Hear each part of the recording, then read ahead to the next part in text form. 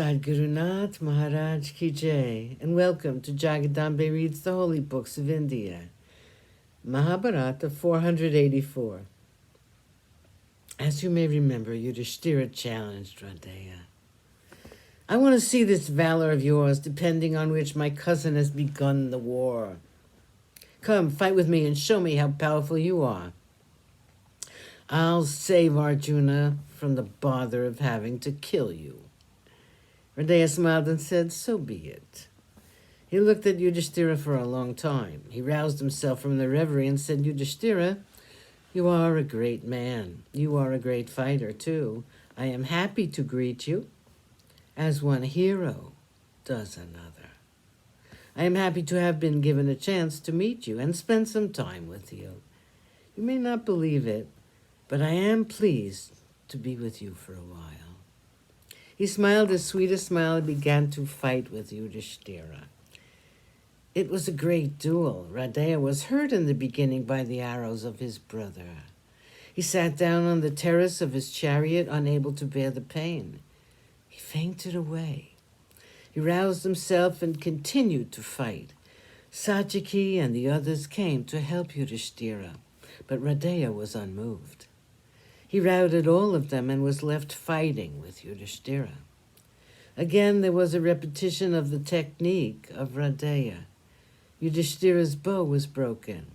With a smile, Radeya broke open the glowing armor of Yudhishthira, who now stood without his bow and without his armor. His body was covered by his blood. Radeya could not bear to see the blood of his younger brother. He hated himself for it, but it had to be done. The smile was still on his lips. He saw a javelin thrown by Yudhishthira. With a low laugh, he broke it in two. 4 more of them were broken too. Yudhishthira's banner was on the ground. Radeya had reduced him to the state of a helpless man who could be killed at a moment's notice. Yudhishthira glared with helpless fury at Radeya. Radeya's laugh increased his discomfiture. He touched Yudhishthira with the tip of his bow and said, Yudhishthira, you are born in a great family. You are the eldest Pandava. You are a Kshatriya, and my poor self is just a Sutta Puja, as you so aptly put it. You, a Kshatriya, are supposed to be good at killing your enemies, but my lord, your honored self is not fitted for your role, as you have taken it up. You are a Brahmin by temperament. You are wrong as a Kshatriya. Please, do not attempt to fight with those who are your superiors. Do not challenge anyone unless you're sure of defeating him.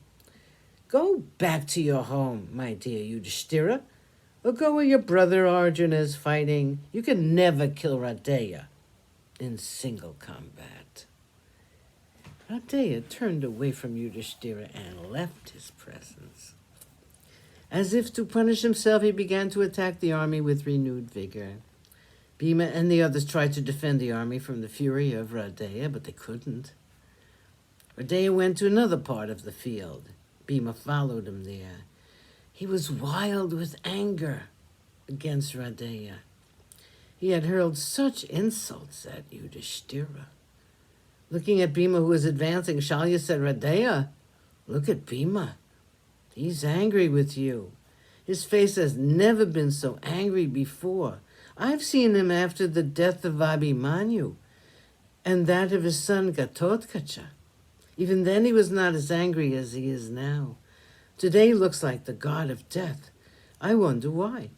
Radeya said, you're right, Bhima's angry. He is angry for his brother, whom I have insulted just now. Do you not know that to the Pandavas the eldest brother is God? The eldest Pandava can command the love and devotion of all the other Pandavas. They are prepared to die for him. I will fight with Bhima. Bhima advanced toward Radeya. They fought for a long time. In his fury, Bhima was able to make Radeya faint. He wanted to cut the tongue of Radeya for the words he spoke to his brother. Sadhgurunath Maharaj Ki Jai. Thank you for coming. I hope you come again.